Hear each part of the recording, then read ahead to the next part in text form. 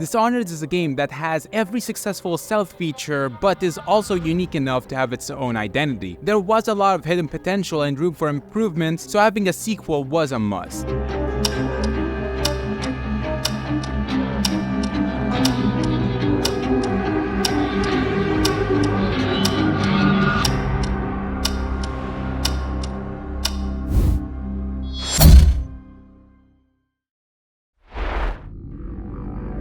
Keeping with their unique style, Dishonored 2 improved on every aspect of the game visually. The comical look kind of faded away and was replaced with a more realistic one, and that's not only evident in the beauty of the environments but also the models of the objects. Characters retain their unique looks and they look much more realistic now with more detail.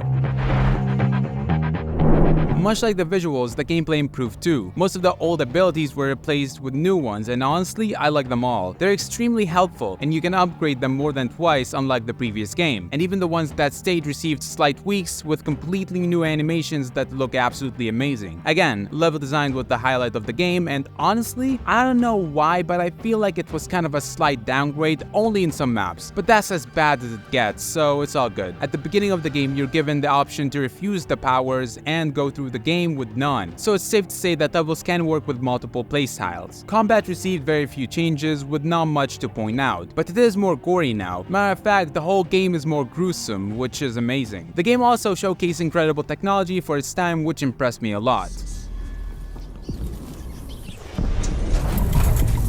By the void. Your guests are waiting in